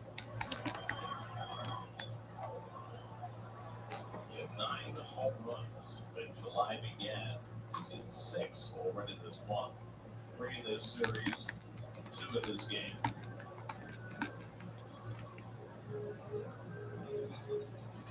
We were just talking about trusting your players, about challenges. There's a certain trust that goes into knowing that a hitter's going to make the right decision on the field pitch. Not all the center, not Bogarts, and never. You know what I mean? It's the same kind of trust that manager has to have in his hitter. And he's not going to swing capriciously on 3-0.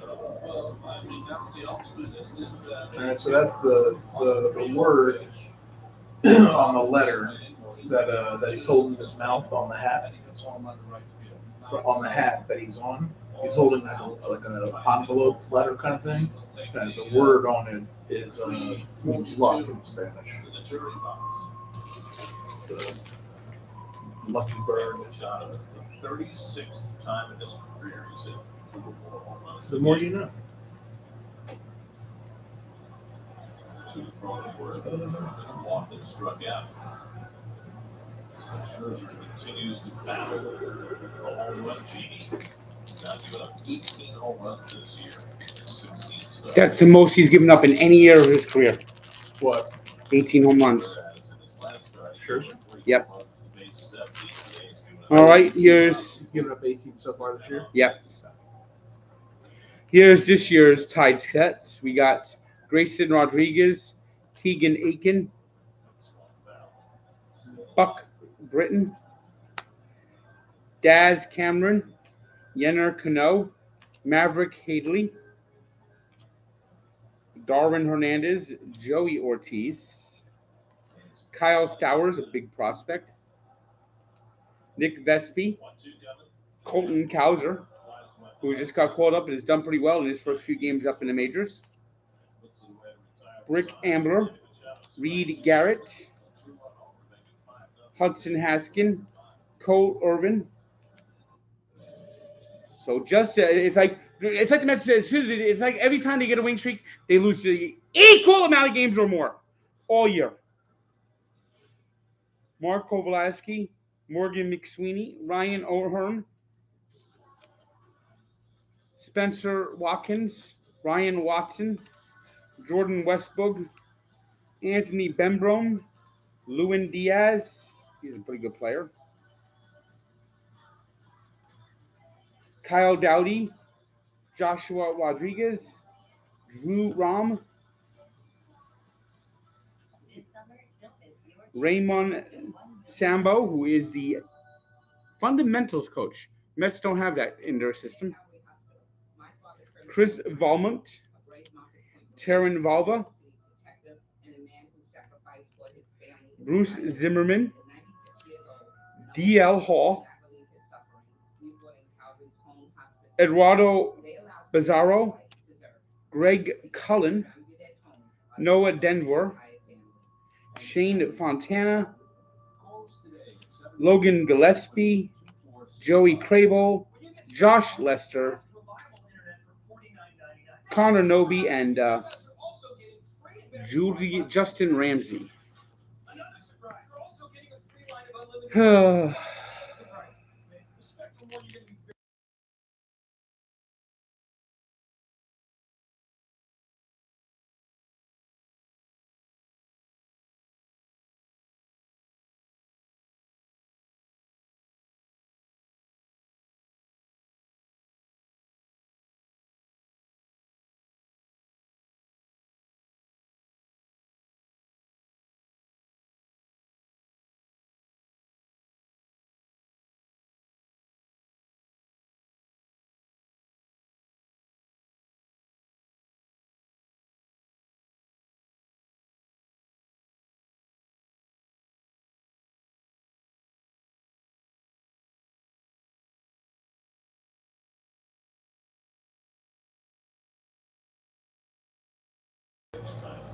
Okay, I got it. I know what I did wrong.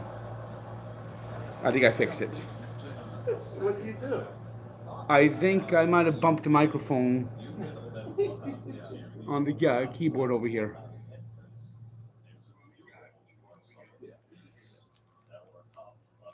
All right, here is the 2022 Norfolk Tides. I'm gonna probably. Oh, Mets got a right base in on the it. hip.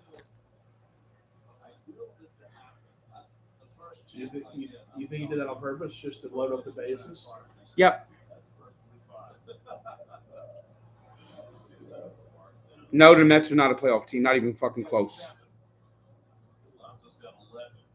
That's a 4 today. That's 61 for the year. Crazy. Are the Mets the team most hit by pitch? Last year they set the record. Yeah. What about this year? I don't think they're not as much as last year.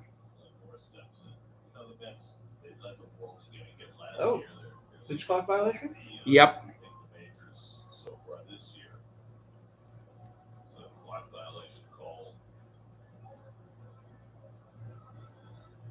want to know. I feel like that takes more time than if you would just let him pitch. I was looking at the Mets pitching statistics today, and I didn't realize this until I looked. But the Mets. Like, why isn't it more? Why isn't it more of like just a guideline? You know. And it led me to wonder: is there a correlation between the number of times a team gets hit and the number of times that they hit the opposition? And so we went back and looked the last few years. And if you put this year, Oh, what a horrible swing! that's been in the top 5 of the league, top 5 of the majors in getting hit. This year, they're 5th in the majors, 2nd in the National League in hitting batters. But all those other years, the previous 4 years, they were middle to lower part of the league in terms of hitting batters. So I would ask you, as a guy who played, do you think that generally there would be a correlation between the number of times you get hit and the number of times you get up in today's game? No, there would be no correlation because usually today it's just because you have pitchers that are wild, that will throw breaking balls that don't break. There was a time 30, 40 years ago, if your guys were getting hit, you would have to retaliate. So in this game, a Padre would be hit. I mean, 4 Mets have been hit already. At least Pitcher Italian? one Padre. No. Maybe a couple. I've seen. What is that? That necklace? That it's like a horn, right? The bench. Looks like a chili pepper. Is that not an Italian thing? Staring at you in between innings if you didn't take care of business. I thought that was. Maybe he doesn't have an Italian name. Maybe he's got an Italian mother. I thought it was like an Italian thing. No, it looks like a chili pepper. And I can't think of a handful of times. I mean, the guy's name is Musgrove. That's a great. Your name's Fleming. Yeah. No, it's possible. You're like half Italian, right? Yeah. Third, quarter, whatever. Close enough.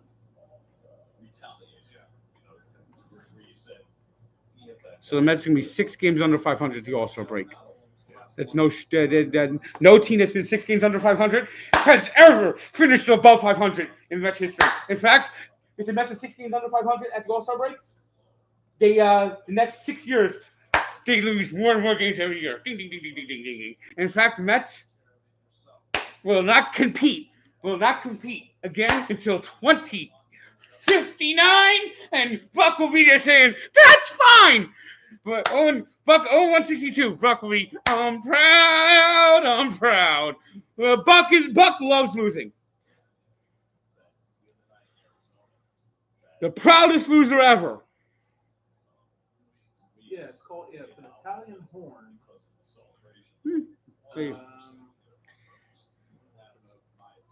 A corno or cornetto is Italian for horn or little horn. It's an Italian amulet one for. Here it is, another double play! Another double play!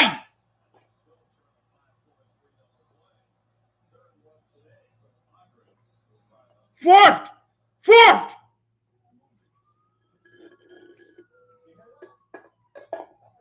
It's Italian zip line.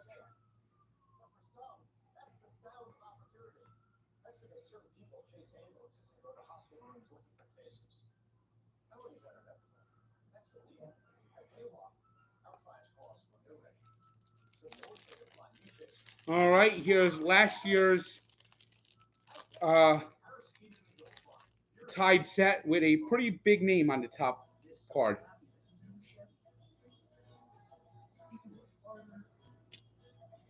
We got Logan Allen, Rylan Bannon, Mike Bauman, Kyle Branovich, Yusniel Diaz, Marcos Diplin, Calvin Gutierrez, D.L. Hall, Ryan Hartman, Blaine Knight, Shed Long Jr., Zach Lothar, Isaac Matson, Tim Naughton, Robert Newson, Tyler Nevin, Jacob Nottingham, Denny Reyes. He was just released by the Mets. Johnny Rizzler, Cody Sedlock. Hey, Doug's. Nice. DJ Stewart. I know that guy. Yeah, he's a guy who struck at a ball at his ankle. Yeah, but he got a single the inning before that. Yeah, but now it mattered. This guy fucking sucks. Look at this lifetime minor league batting average. 214. This is who we have in the majors. This is who we have up in the majors. Kyle Stowers, Bo Sussel, Alex Wells, Buck Britton, Justin Ramsey. We got another Ponchito mascot card. Riptide and Triton. Riptide was actually the mascot when he was still the Mets. I think they just keep him around because he's a throwback. But I think Triton truly is the better looking mascot. Look at this mascot. That's a much better looking mascot. Hey, listen to this guy, Cesar Sanchez. Frank, I'm going to need you to start selling the team shirts. Oh, yeah. He doesn't say. We might have a customer.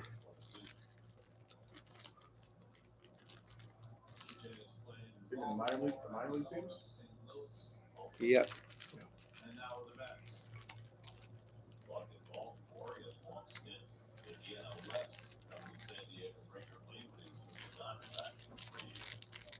All right, now we got some Met era type cards. This one is from 1993, a year the Mets lost 103 games, which they're probably going to lose next year. 103 games. I mean, that's how pathetic this putrid organization is. Oh my God! What the fuck?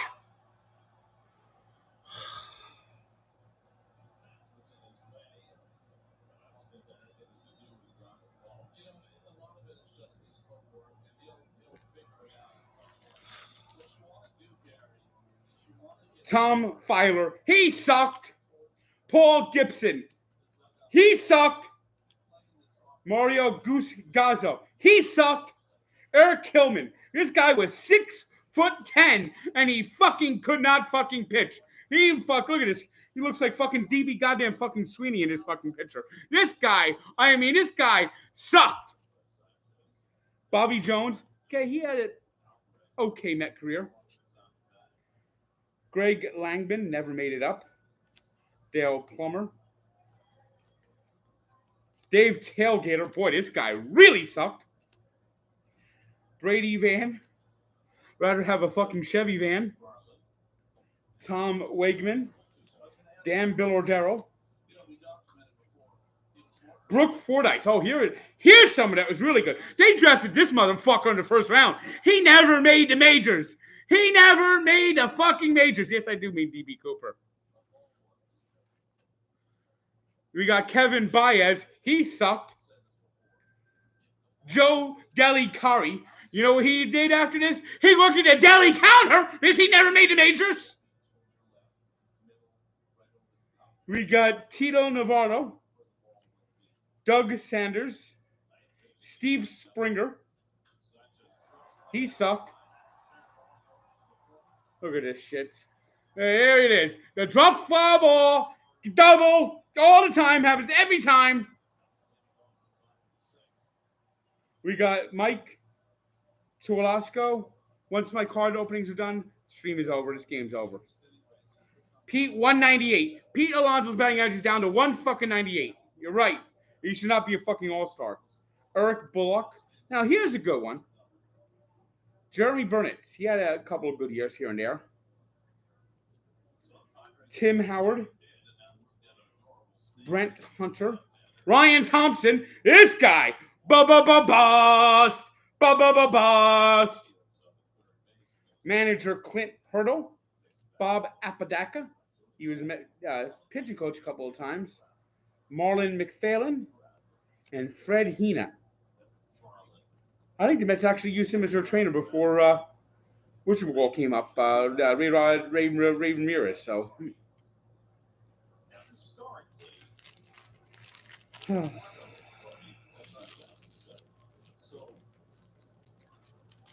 Got 3 more packs to open up. Padres score another run. I'm going to end the stream early because this game is effectively over. It fucking sucked. Fucking Mets. What another fucking day. Watch for my fucking TikTok. It's going to light the world on motherfucking fire. Another motherfucking game. Motherfucking goddamn motherfucking piece of shit game. All right, we got 1989 Tidewater Tides. We got the field staff.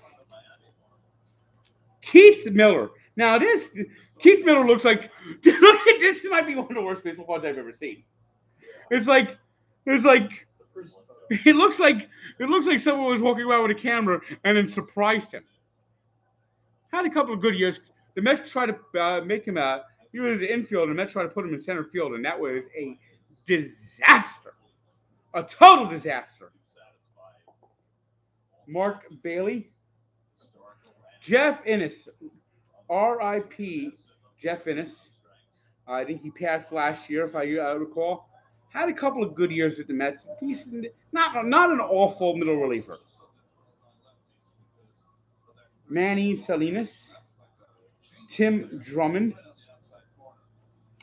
Here's Jeff McKnight. This guy wore about 5 different. He came up and down. Every time he came up and down, he had a different number for the Mets. Lou Dorton, pitch runner. That's all he could do. He couldn't fucking hit. Bill Shearer, Tom Edmonds, and he sucked. Darren Reed. Oh, Darren Reed. Do you remember Darren Reed? This guy was the spring training all-star. Every spring training, he lighted up. He'd have 7 home runs in spring training. He'd have an unbelievable spring training. He'd have a couple of home runs in the minors. They call him up, and then nothing. He sucked. And then they send him back to the minors. You come back up next year, have another great spring training, and then he came back up, and he did nothing. He sucked. I mean, this guy had probably has more spring training home runs than anyone else, and he didn't do shit when he was up in the majors. And there's another run for the Padres. Ugh. Wally Whitehurst, he sucked. Mike DeButch, Joaquin Contreras, Craig Shipley. This guy was Australian. Kevin Brown, not the good one. Ken Dow. Blaine Beatty. I remember Blaine Beatty. I think he was a pitching coach somewhere recently. Whenever he came in the game, the Mets got beatied. We got Tom O'Malley. He sucked. Jeff Gardner. Marcus Lawton. Rick Lumblade. Sean Barton. John Mitchell. He sucked. Jack Savage. He sucked. Kevin Tipani. They traded for Frank Viola. Dave West, R.I.P. Dave West. He was also traded for Viola. Tony Brown and Phil Lombardi. Here's another guy. Spring training superstar. Couldn't do shit when he was called up. This is when the Mets started to fall apart. Not one good player in this pack. Okay, here are the 1987 Tidewater Tides. Let's see. Okay, we got Mike Cubbage, who would later become third base coach and interim manager of the Mets. Andre David, Greg Olson, John Gibbons. John Gibbons came up in '86. Had a one good play, was kind of hanging around the team as an emergency catcher during the World Series. Dave Wyatt, Dwayne Vaughn, Bob Gibson. Mets called him up when they were desperate in '87. He didn't do well. Definitely not the real Bob Gibson. Ed Glenn. This guy was up for the Mets in the early 80s and I guess still hanging around the farm system come 86. This looks like the 86 Tidewater Tides team. So while these guys were toiling in Tidewater, the Mets were winning the World Series. Jeff Innes, we talked about him already. Tom McCarthy, John Mitchell, Tom Edness, Reggie Doby. Okay, it looks like this pack is the same as this pack, so I'm not going to open up this pack. I'm going to keep that one sealed. This was Dwight Gooden when he was down in the minors during his drug rehab, coming back from his time away. We got Gene Walter. This guy was a journeyman. I don't know if he ever actually came up with the Mets. Clint Hurdle, John Cumberland, Rich Reamer. Oh, Mark Carrion. Yeah, he sucks. Terry Blocker. He never turned in anything. Steve Springer. Randy Moose Milligan. I remember him. Yeah, he never did anything. We got Keith Miller, Jeff McKnight, Tom Lebarski. Kevin Elster. Kevin Elster. Great defensive shortstop. Not much of a hitter. Not much of a hitter at all. But he was part of the World Series roster. So he's got that nice World Series ring. Bill Latham. We got Jesse Roman, Bob Buchanan, and Don Schultze.